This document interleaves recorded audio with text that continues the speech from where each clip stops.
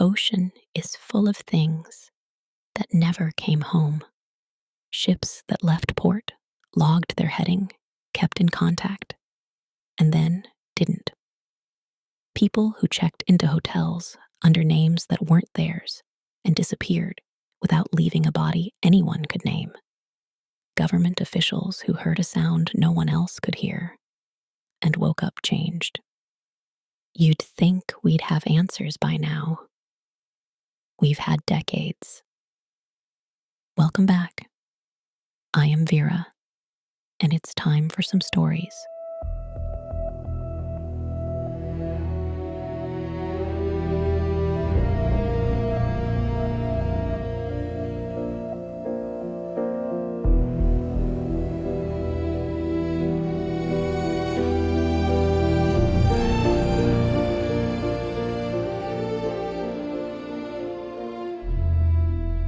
Tonight, 3 cases. A ghost ship with a crew that died in terror, and no explanation for why. A woman buried under a name no one gave her, who spent her last months becoming someone new every few days. And a weapon so secret, the government that was attacked by it still won't officially admit it exists. It starts with a distress signal. June 1947. Somewhere in the Strait of Malacca. 2 sentences transmitted into the air, and then silence. Let me set the scene first, because context matters here. 1947. The world has just come out of the most devastating war in human history. Japan has surrendered. Europe is rebuilding. Southeast Asia is in chaos. The Dutch are trying to hold on to their colonial empire in what would become Indonesia. British influence is fraying. And the Strait of Malacca, that narrow channel of water between the Malay Peninsula and the island of Sumatra, is one of the most trafficked and most politically complicated waterways on Earth. Ships carrying all kinds of cargo, legal, illegal, wartime surplus, things better left unlisted, are moving through it constantly. It is into this world that the SS Ourang Medan appears. Or doesn't appear, depending on who you ask. The name itself is Malay. Ourang means man. Medan is the largest city on the island of Sumatra. So this ship is called, literally, Man from Medan. A Dutch merchant vessel. That's most of what anyone can confirm. The distress signal came in 2 parts. Multiple ships in the Strait of Malacca picked it up. The message read, SOS from Ourang Medan. We float. All officers, including the captain, dead in chart room and on the bridge. Probably whole crew dead. Then a scatter of broken Morse code. Disorganized. Almost frantic.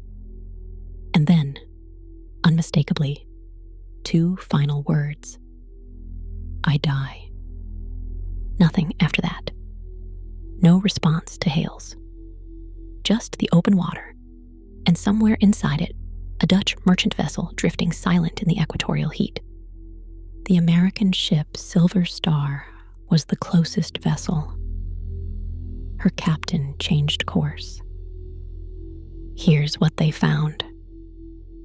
The ship was undamaged. No collision, no flooding, no fire, not yet. No structural failure of any kind. From the outside, the Ourang Medan looked like a ship that had simply stopped. Inside, it was something else. Every member of the crew was dead. All of them. Not huddled together. Not slumped at their stations in the way you'd expect if they'd been overcome one by one. They were sprawled on their backs. Across the decks, in the passageways, in the chart room, on the bridge, arms outstretched, faces turned upward toward the sun, mouths open, eyes open, and on every single face, every man aboard, was an expression that the Silver Star's crew struggled to describe in the aftermath. The accounts use words like horrible caricatures, teeth bared, frozen in shock, as if each of them had seen the exact same thing in the last moment of their lives. And what they had seen was something no human being was supposed to see. The ship's dog was dead too, found in the engine room, mid-snarl, lips pulled back, frozen in the posture of an animal trying to warn someone of something it could not understand. No visible injuries, no blood, no signs of a struggle or fight. Nothing physical had touched them. The Silver Star's crew noticed something else, a smell, coming from everywhere at once, with no clear source. Witnesses described it afterward as a combination of rotten eggs and burnt almonds. If you know your chemistry, rotten eggs is sulfur. Burnt almonds is a classic indicator of cyanide compounds. Neither of those smells, together in an enclosed space, is something you want to be breathing. The boarding party started preparing the Ourang Medan for tow. They worked quickly. Something about being on that ship made people want to leave. They never made it to port. Smoke began rising from the cargo hold before they could secure the tow lines. Not a slow leak of smoke. It spread fast. The Silver Star's crew barely made it back to their own vessel. They watched from the deck as the Ourang Medan caught fully, and then a single massive explosion. So powerful, witnesses said, that the ship was briefly lifted out of the water before going down. It sank in minutes. It took the bodies with it. It took the cargo. It took every physical piece of evidence that might have told anyone what had killed those men with those particular faces in that particular way. Now, here's where it gets complicated, and it's important to stay with this part because it's what makes the Ourang Medan truly strange, not just as a horror story, but as a historical puzzle. The story circulated widely. Dutch Indonesian newspapers, British national papers, including the Daily Mirror and the Yorkshire Evening Press, the Associated Press, and eventually, in 1952, the official Proceedings of the Merchant Marine Council. That's a publication of the United States Coast Guard, a federal government publication, not a tabloid. And yet, when researchers went looking for the ship in Lloyd's Register, the definitive global record of every vessel afloat, there was nothing. No ship called the SS Ourang Medan, ever. No captain's name that could be confirmed. No port of origin. No Dutch registration. No record of construction. Nothing. The dates don't align across accounts. Some say June 1947. Some say February 1948. The location shifts. Some accounts place it in the Strait of Malacca, others near the Solomon Islands, others near the Marshall Islands. The version of the distress signal changes depending on the source. A claimed sole survivor, a man named Jerry Rabbit, found on the Marshall Islands by an Italian missionary, gives an account that has been filtered through so many hands, in so many languages, that it's become something closer to myth than testimony. A German researcher named Professor Theodor Seersdorfer spent close to 50 years trying to trace the ship. He found a 1953 German pamphlet, Das Totenschiff in der Südsee, the death ship in the South Seas, written by a scholar named Otto Mielke, which some believe offers evidence the ship existed. The pamphlet suggests the cargo was a combination of potassium cyanide and nitroglycerin, two substances that, if improperly stored and exposed to seawater, could react catastrophically. The nitroglycerin explains the explosion. The potassium cyanide, releasing hydrogen cyanide gas, explains the deaths. It would also explain why a heavily armed government would be very motivated to make sure that ship's registry never appeared anywhere. Because here's the thing, 1947. The war ended 2 years ago.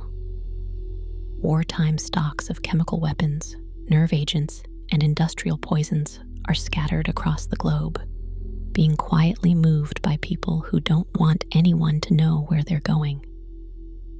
A Dutch merchant ship sailing without proper registration, carrying 15,000 crates of unlisted cargo from a small Chinese port to Costa Rica, deliberately avoiding authorities. That's not a fishing trip. There's another detail that tends to get left out of the ghost story version.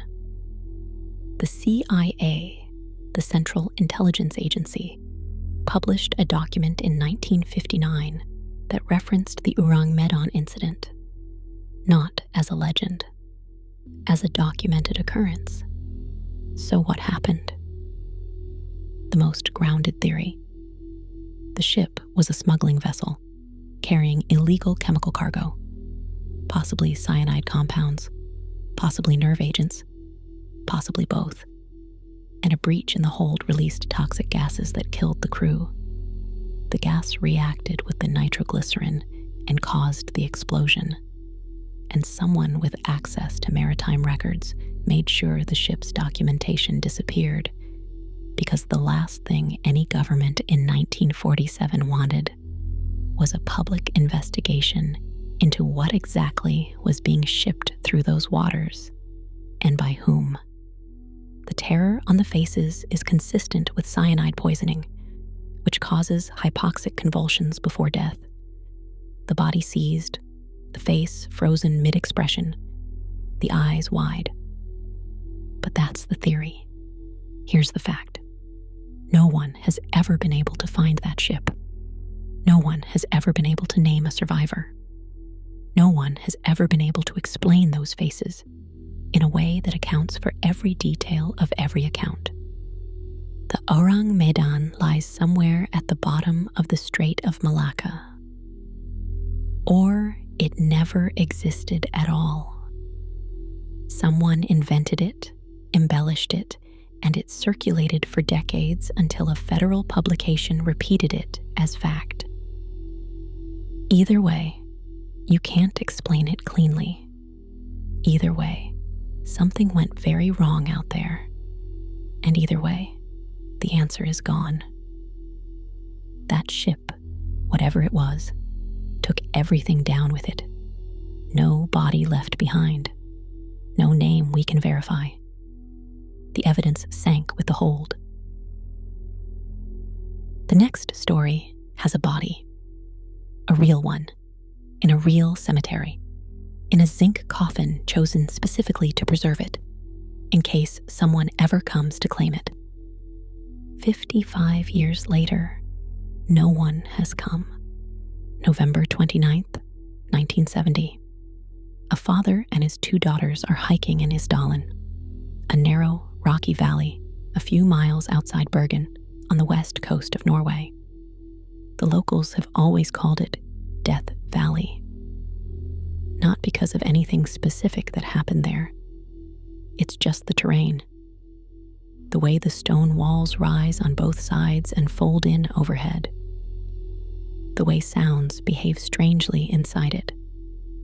The way the light doesn't quite reach the ground. The younger daughter drifts off the path, following a smell she can't identify. She finds her in the rocks. A woman, lying on her back, head pointing downhill. That detail is in the original police report, unusual enough that investigators noted it specifically. The front of her body badly burned. Her face, her hair, her hands, burned beyond recognition. Around her, arranged in a way that doesn't match accident or panic, the items placed, not scattered. an umbrella, a watch, jewelry, melted plastic bottles, the remains of rubber boots, a partially burned passport cover. The Bergen police are called. They come. And a case that should have taken weeks to close begins to unspool into something that, as of today, has never ended. Here's what the autopsy found. The woman was between 30 and 40 years old. Initial estimates said 25 to 40, but modern forensics in 2016 revised this closer to 40. She was approximately 5'4", brown eyes, long dark hair. She had 14 dental fillings and several gold crowns. Distinctive work, high quality, not typical of Scandinavian dentistry for someone her age. Soot was found in her lungs, which means she was alive when the fire started. Her blood contained between 50 and 70 phenobarbital tablets. That's a powerful sedative, brand name Phenomol, and that quantity is enough to completely incapacitate a person. Her neck showed bruising consistent with either a fall or a deliberate blow. The official cause of death, a combination of phenobarbital poisoning and carbon monoxide inhalation. Whether she administered the pills herself or had them administered for her, nobody knows. Here's what the police found on her person and in the area around her. Every label had been removed from every piece of clothing she wore. Not worn away, not faded, deliberately cut or scraped out. The eczema cream near her body had the names scratched off. The bottles had their labels scraped clean. The passport cover, what remained of it, was damaged beyond reading. She had gone to extraordinary lengths to not be identified. And yet, she left a trail. When Bergen police circulated her description to hotels across Norway, what came back was staggering. In the spring of 1970, and again from late October until her death in November, this woman had traveled through Norway systematically. Oslo, Trondheim, Stavanger, Bergen, and others, staying in hotels, registering each time under a different name. The names they found: Claudia Tielt, Genevieve Lancier, Claudia Nielsen, Alexia Zarna-Mirches, born in Ljubljana, she said, living in Brussels; Vera Jarl, born in Antwerp; Fenella Lork, Elizabeth Lienhauer, at least 8 documented aliases. Every single time she filled in her nationality as Belgian. Every single time she wrote the registration forms in German or French. Hotel staff across multiple cities all gave consistent descriptions. Serious, well-dressed, fashionable, but quiet. She spoke poor English, better German, some Flemish. She tipped well. She changed rooms without explanation. She kept to herself. But there were also men. On at least one occasion, she and an unknown man dined in a hotel restaurant at the same table for an entire meal without exchanging a single word. A hotel employee remembered this specifically, found it strange enough to mention. On another occasion, a hotel employee entered her room and found her there with a man who had taken a seat in a chair. Again, they sat in complete silence while the room was tidied. He left. She stayed.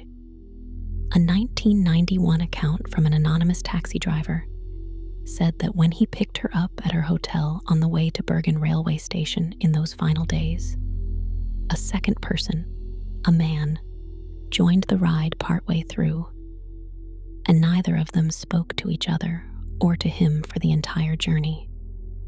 2 suitcases were found abandoned at Bergen railway station.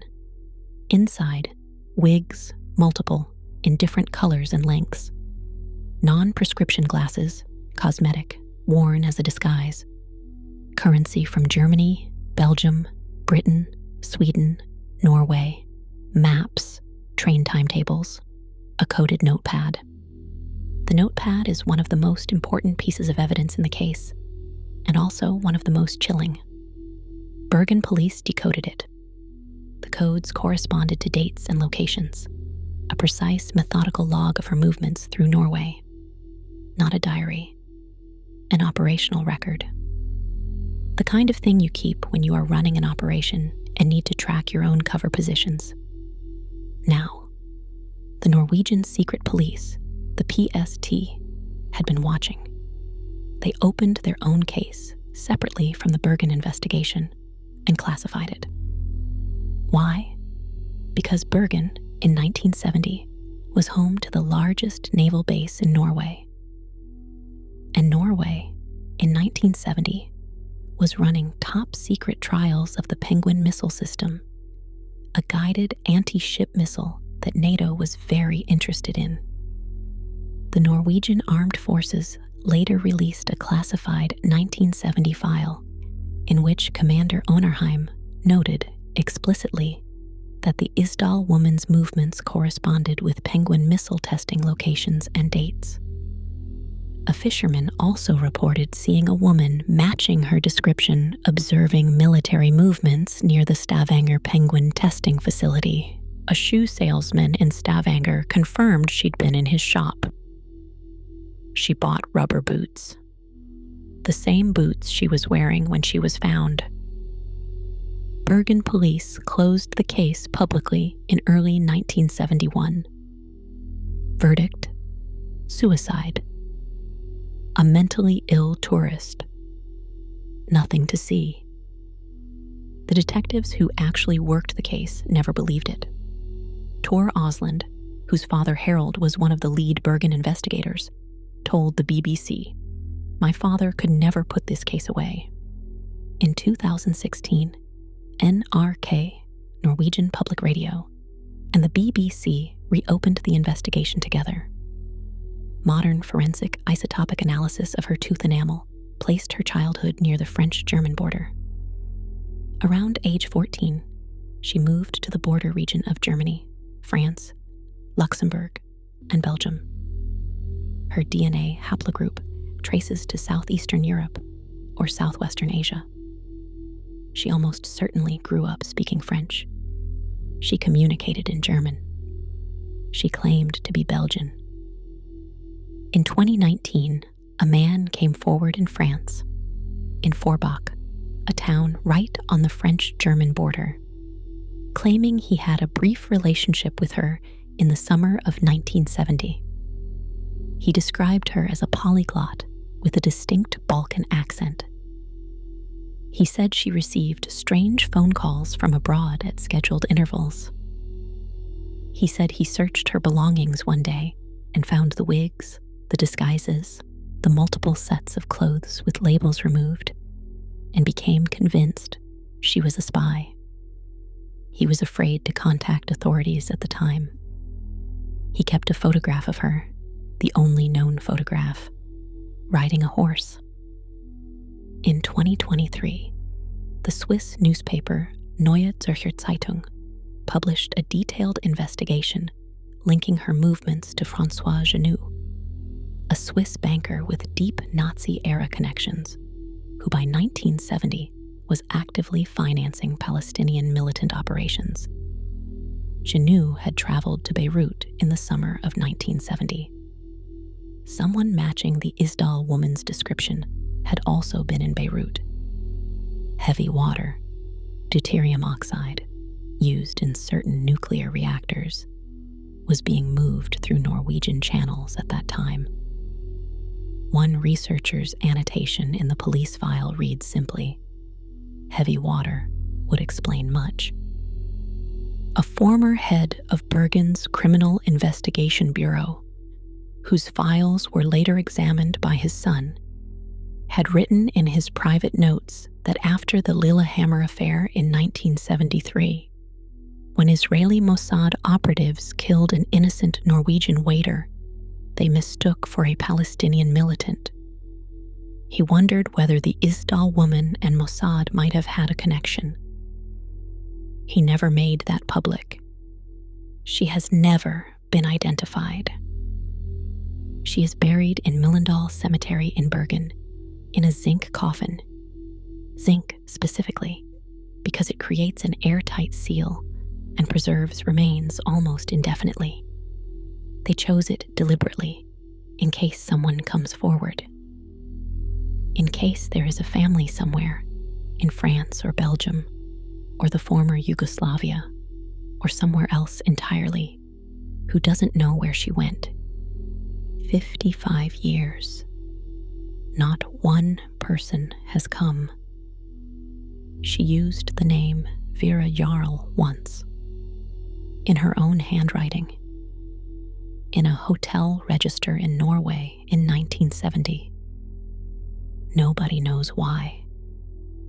She disappeared into a Cold War that consumed its operatives and kept its secrets long after those operatives were gone. No country ever claimed her. No agency ever said, "That was ours." The last story is also about the Cold War, one that the textbooks say ended in 1991. It didn't, and the weapon at the center of it is invisible, inaudible, and if you happen to be one of the more than 1,500 American government employees who have been hit by it, absolutely, devastatingly real.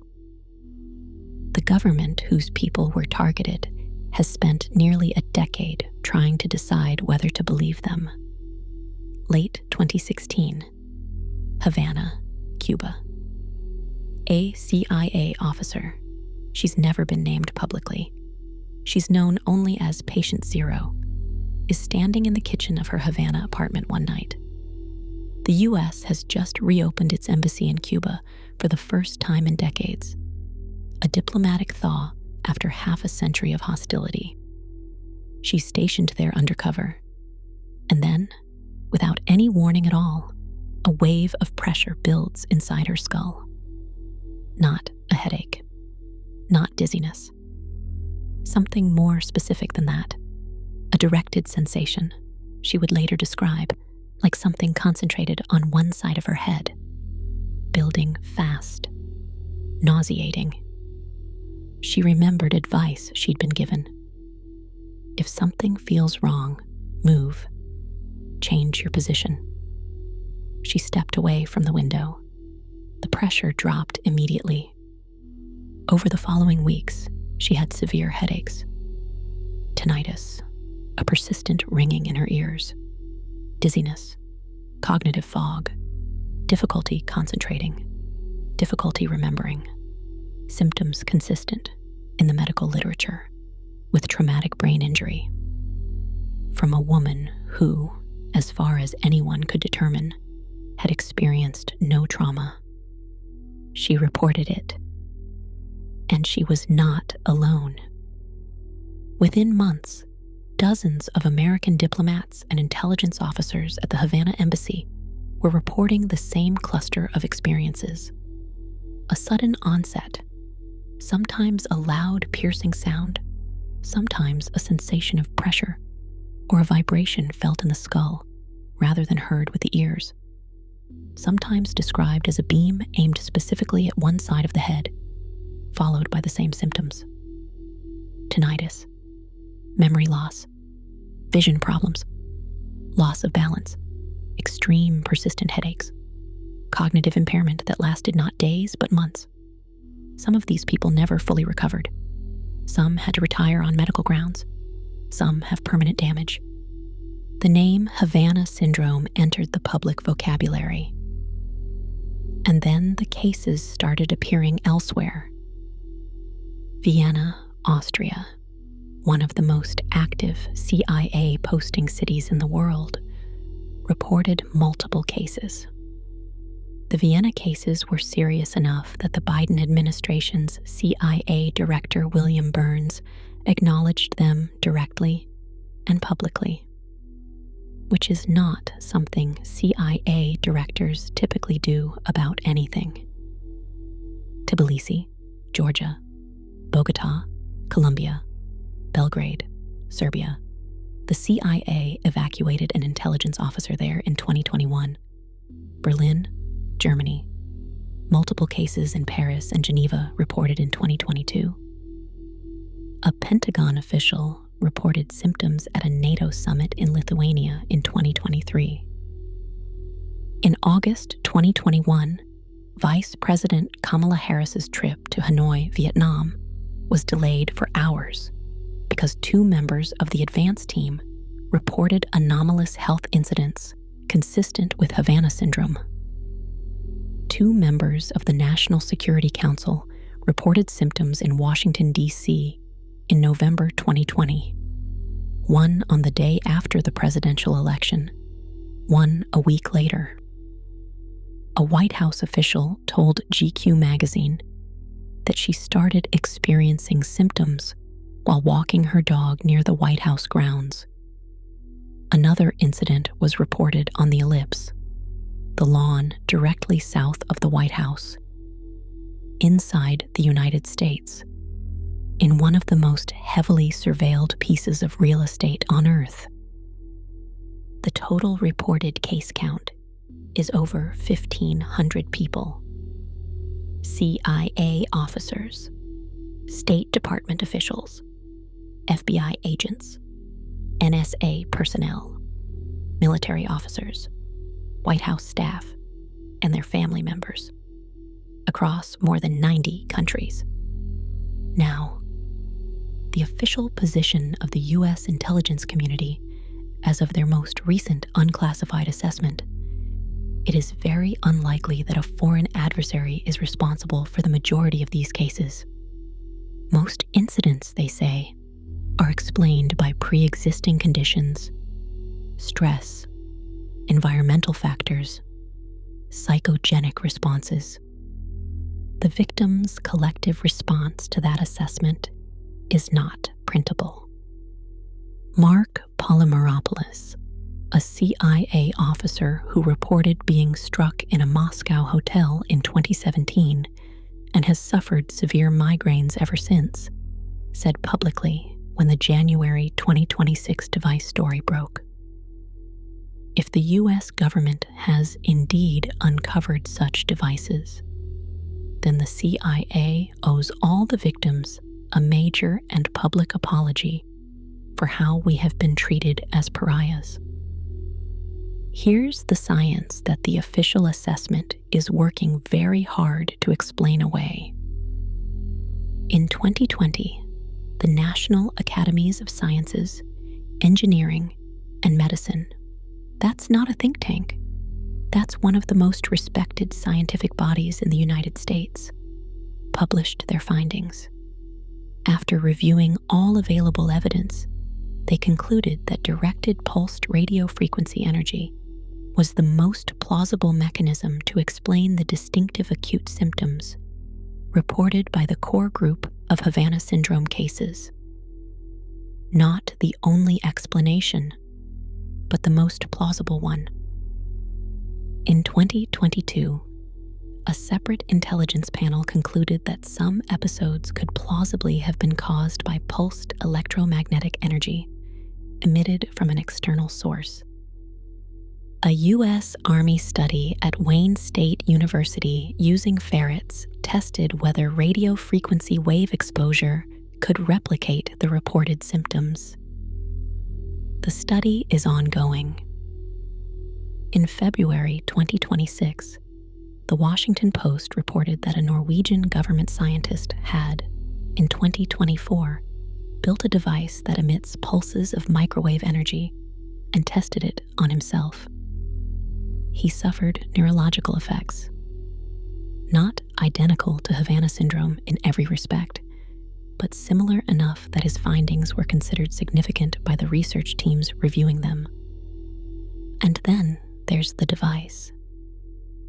In January 2026, CNN reported, sourcing 4 officials briefed on the matter, that the Department of Homeland Security, using funding provided by the Pentagon, had acquired a device in an undercover operation in the final days of the Biden administration. The price, 8 figures, meaning at least $10 million. The device, sources said, contains Russian components and is believed by some investigators to be capable of emitting directed pulses of radio frequency energy, exactly the mechanism identified by the national academies. It is small enough to fit in a backpack. In March 2026, CBS's 60 Minutes reported that secret U.S. military lab tests on animals using this device produced symptoms strikingly similar to those reported by Havana syndrome victims. The Pentagon declined to comment. The CIA declined to comment. The Department of Homeland Security declined to comment. The device is still being tested. Michael Beck, the very first American to report Havana syndrome symptoms, died in January 2026 at the age of 65. He had been diagnosed with Parkinson's disease at 45. He had filed a workers' compensation claim in 2014 for hazardous conditions. It was denied. Before Havana syndrome, there was the Moscow signal. And this is the part that should make you very uncomfortable. From the early 1950s through the mid-1970s, Soviet intelligence directed a steady stream of microwave radiation at the United States Embassy in Moscow every day. For over 20 years, the American government knew about it from the beginning. They monitored it. They studied it. They told none of the embassy staff. Those people worked in those buildings, lived in those apartments, raised their children in that city, with no knowledge that they were being bathed in microwave radiation 8 hours a day. The program was only acknowledged publicly in 1976, when it was leaked to journalists. The health effects reported by long-term Moscow embassy staff were, in the medical literature, substantially similar to what we now call Havana syndrome. The lesson from the Moscow signal is not that this kind of weapon is impossible. It's that this kind of weapon has been used before by exactly the adversary currently suspected, and that American governments are capable of choosing not to tell their own people about it for decades at a time. The intelligence community's official position is very unlikely. The national academies say most plausible. A backpack-sized device with Russian components cost the Pentagon 8 figures. Animal testing produced matching symptoms. Patient 0 is still waiting for an explanation. The 1,500 people who reported symptoms are still waiting. The families of the ones who didn't recover are still waiting. The weapon makes no sound. You don't hear it. You don't see it. You simply change. And the people who could tell you why have decided, very deliberately, that you don't need to know. 3 stories. A ghost ship that left no trace and no explanation. A woman in a zinc coffin who went to extraordinary lengths to stay unknown and succeeded beyond anything she could have intended. And a weapon a government bought for 8 figures in secret, tested on animals in a classified lab, and still refuses to officially acknowledge. What connects them isn't darkness. It's the silence after it. The decision made somewhere by someone that you don't need to know. That the official answer, however thin, is sufficient. That the people asking questions can be waited out. If these stories stayed with you, leave a like. It tells me you are here. That's where we leave it. Not with answers. Those are rarer than people want to believe. But with the shape of something unresolved, something that stays. I'm Vera. I'll be here when you come back.